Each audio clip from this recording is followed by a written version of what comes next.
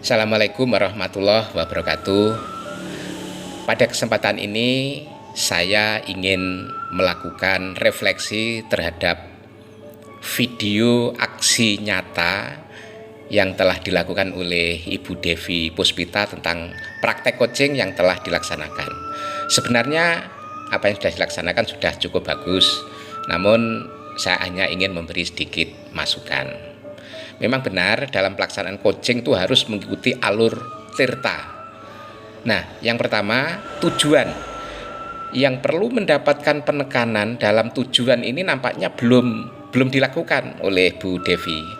Nah, yang perlu mendapat penekanan dalam tahap penentuan tujuan ini seorang coach harus menanyakan dua hal pertanyaan penting, bahkan itu merupakan pertanyaan kunci. Yang pertama, pertanyaan yang terkait dengan agenda atau topik pembicaraan. Misalnya pertanyaan seperti ini, apa yang akan kita bicarakan di sesi ini, Bu Ari? Topik apa ya yang mau diangkat pada sesi ini? Ini harus ditanyakan. Kemudian pertanyaan kedua terkait dengan hasil yang didapatkan dari pembicaraan, sehingga nanti jelas apa yang ingin didapatkan dari percakapan kita ini nanti. Kemudian atau hasil apa yang ingin dibawa pulang dari percakapan ini. Nah, kedua pertanyaan ini harus ditanyakan dan dinyatakan ulang sebelum kita masuk ke segmen berikutnya, karena ini paling utama. Nah, kemudian yang berikutnya untuk tahap identifikasi. Ya, jadi tahap identifikasi yang dilakukan oleh Bu Devi itu sudah betul. Namun saya perhatikan Bu Devi masih dalam bertanya itu masih nampak kaku.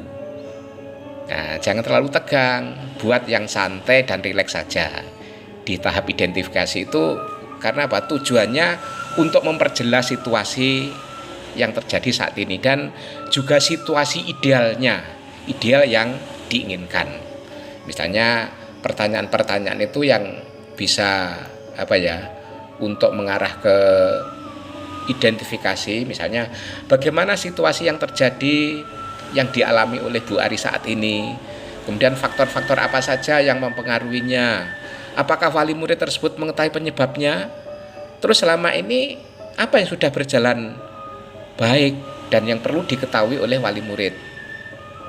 Nah, lagi misalnya untuk mencapai tujuan yang Bu Ari inginkan, kira-kira kekuatan apa yang Bu Ari miliki, terus area mana kekuatan yang Bu Ari miliki untuk menunjang tujuan yang ingin dicapai. Kemudian ditanyakan lagi untuk mengidentifikasi apa yang menjadi hambatan atau tantangannya. Idealnya situasi seperti apa yang yang Bu Ari inginkan misalnya. Terus sejauh ini sudah sampai di mana situasinya. Nah, itu. Nah, pada tahapan ini nampaknya coach belum menjawab pertanyaan-pertanyaan tersebut. Oleh karena itu perlu untuk menggali berbagai masalah. Nah, dalam rencana aksi ini ternyata tadi Bu Ari selaku coach itu sudah menjawab ya. Sudah menjawab tentang aksi yang akan dilakukan. Nah, dalam rencana aksi ini, setelah coach itu melihat dan mendapatkan kesadaran baru atas kondisinya saat ini, maka coach harus mulai mendapatkan ide bagaimana mencapai tujuannya. Nah, misalnya bisa menggunakan melontarkan pertanyaan ini, apa yang Anda sadari dari percakapan kita sejauh ini?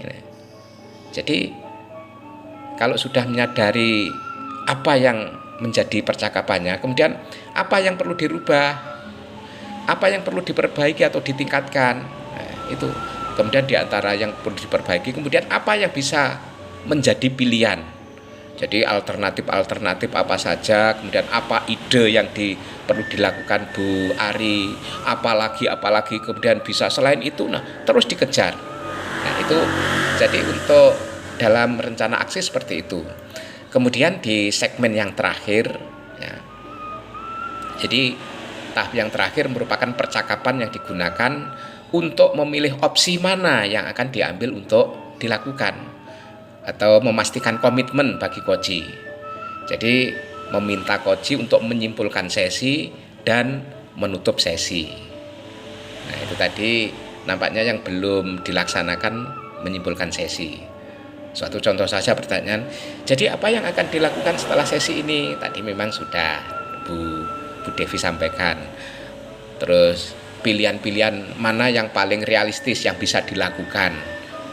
Artinya itu aksi yang bisa dilakukan dalam waktu yang terdekat. Kapan Bu Ari melakukannya? Apa yang bisa memastikan keberhasilannya? Jadi ditanya, apakah bisa berhasil? Kemudian siapa yang kamu perlukan untuk mendukungmu? Tadi memang sudah ada. Nah, kemudian lagi yang terakhir, apa yang bisa Bu Ari simpulkan dari percakapan ini? Nah, jadi tadi memang kalau saya lihat dalam video yang dibuat Bu Devi, Koci itu Bu Ari yang dilakukan ingin meminta maaf atas apa yang dilakukan selama ini, kemudian akan berupaya menyeimbangkan antara tugas sebagai pengelola keuangan dan sebagai tugas mengajar.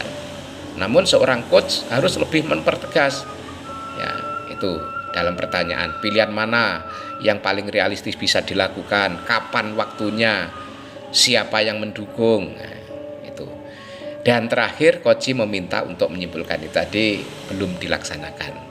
Yang terpenting dalam pelaksanaan coaching itu adalah seorang coach itu harus memiliki watak sabar, yaitu menguatkan kualitas sabar di dalam dirinya, sehingga selama percakapan itu bisa merespon pada saat yang tepat serta mampu memberikan ruang kepada atau kesempatan kepada coach untuk berbicara. Nah, selain itu juga bersikaplah terbuka dan ingin tahu.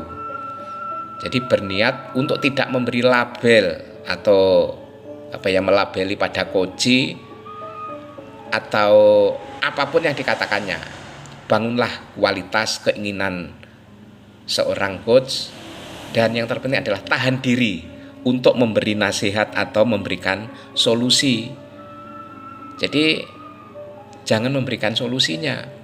Pusatkan rasa ingin tahu pada apa yang ada di balik ucapan dari seorang coach itu, pemikiran coach.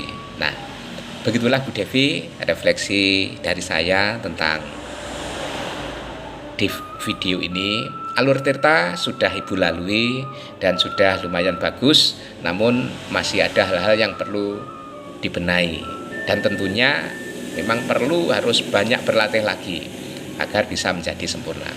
Selamat untuk Bu Devi, tetap semangat, semoga coaching berikutnya semakin sukses. Assalamualaikum warahmatullahi wabarakatuh.